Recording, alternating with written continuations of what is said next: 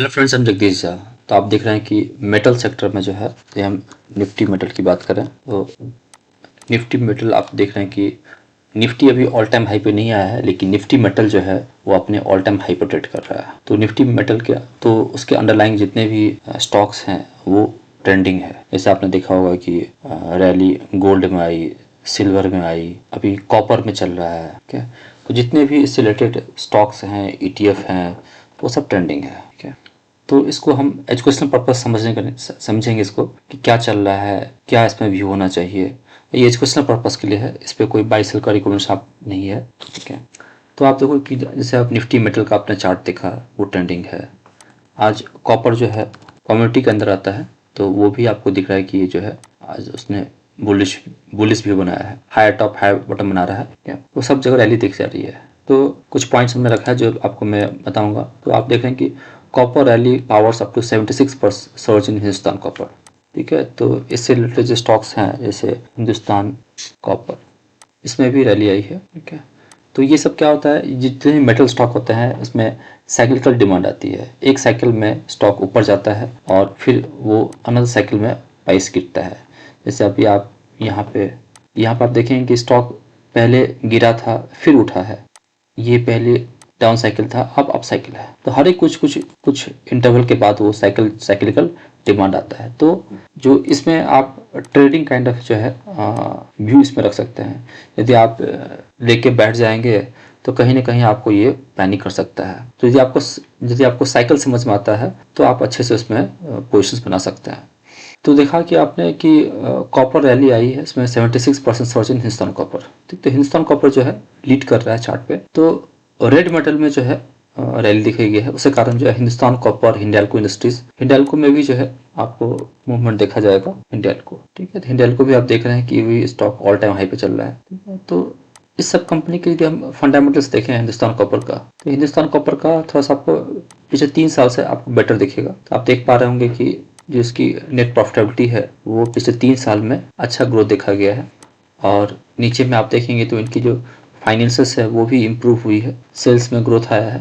ठीक है, प्रॉफिटेबिलिटी में ग्रोथ आया है। ऑब्वियस है, यदि company earning point of view यदि रिवार्ड करेगी तो शेयर प्राइस में भी अप्रिसिएशन आएगा। और यदि आप इन्वेस्टर को देखेंगे तो आप यहाँ पे देख पाएंगे कि इनकी जो शेयर होल्डिंग पैटर्न है, जो क्वार्टर ऑन क्वार्टर आपको यहाँ पे दिख रहा है, यहाँ पे दिख रहा है कि एफआई की जो होल्डिंग है वो पिछले क्वार्टर में 3.7% थी, वो बढ़ के जो है 5% हो गया। तो एफआई जो है काफ़ी ब्रूटल होते हैं, वो महंगा होता है तो और महंगा कर देते हैं, और जब स्टॉक गिरता है तो उसको स्टॉक को तोड़ देते हैं। ठीक है, तो इनका स्टेक बढ़ना और प्राइस का चढ़ना ये बताता है कि वो प्राइस को बूस्ट कर रहे हैं ऊपर लेके जाने में। तो अभी जो है वो एक ट्रेंडिंग है। ठीक है, तो ट्रेंडिंग में जो ट्रेडर जो जिनकी रिस्क कैपिटल हाई होती है उस स्टॉक को चेज करके जो है उसमें मोमेंटम पैसा बनाते हैं। ये समय ऐसा नहीं है कि ये इन्वेस्टर के लिए फेवरेबल है, लेकिन ट्रेडर के लिए फेवरेबल है क्योंकि उसमें मोमेंटम देखा जा रहा है। हाँ, यदि आप पहले से इन्वेस्टेड हैं तो अपना पोजिशन कैरी फॉरवर्ड कर सकते हैं, लेकिन you have to be cautious for additional addition. तो हिंदुस्तान कॉपर और हिंडाल्को स्टेज में 76-44% का गेन देखा गया है। हिंदुस्तान कॉपर तो ऑल टाइम अपने 1 साल का हाई बनाया है। जैसे मैं अभी दिखाया था, हिंदुस्तान कॉपर जो है वो 1 साल के हाई पे आ गया स्टॉक, फिर टू हाई बनाया स्टॉक। तो जो स्टॉक फिर टू हाई बनाता है वो स्टॉक ट्रेंडिंग हो जाता है। तो ये अभी जितने भी मूविंग एवरेज है सबके प्रोटेक्ट कर रहा है, वो आपका 20 हो, 50, 100, 200, तो ऐसे स्टॉक जो है ट्रेंडिंग होते हैं। तो मैंने आपको ये बताया कि एफआई का जो स्टेक है वो 5.1% स्टेक हो गया है इस क्वार्टर में, जो कि पिछले क्वार्टर में 3.3% था। उसके बेसिस देखा है तो 180% का जो है इसमें जंप देखा गया है।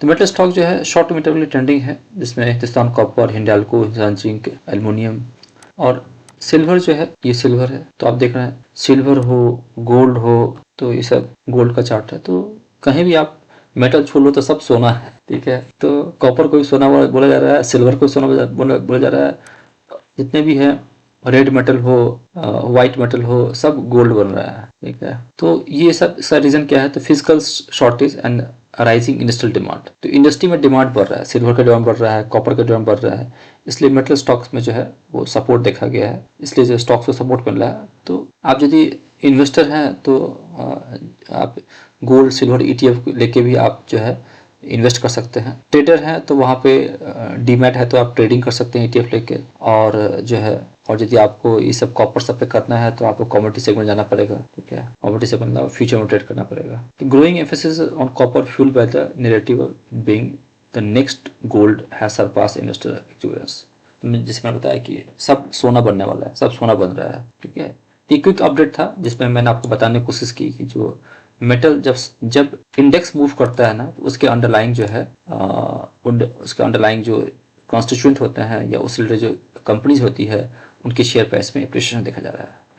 तो हम वेट कर रहे हैं कब निफ्टी में रैली आएगी ताकि जो है ओवरऑल जो है स्टॉक्स में मूवमेंट आएगा। तभी स्टॉक स्पेसिफिक मार्केट है तो you have to very selective. और ये जितने भी पर्पस से हमने बताया है आपको जैसे दिखा है इस पे इसको आप रिकमेंडेशन मत लीजिए। ये मैं जस्ट आपको एक अपडेट देने के लिए बताया है कि किस तरह से आप फंडामेंटल को एनालाइज कर सकते हैं, क्या चल रहा है मेटल स्टॉक्स में, इस पे मैंने आपको एक्सप्लोर किया है, ठीक है। Happy trading, happy investing. इस पे आपका क्या व्यू है, क्या कमेंट है, आपने कहाँ पोजीशंस लिया है, आपको कहीं पर कुछ गाइडेंस चाहिए तो आप हमें कमेंट कर सकते हैं और चैनल पर नए हैं तो सब्सक्राइब कर सकते हैं।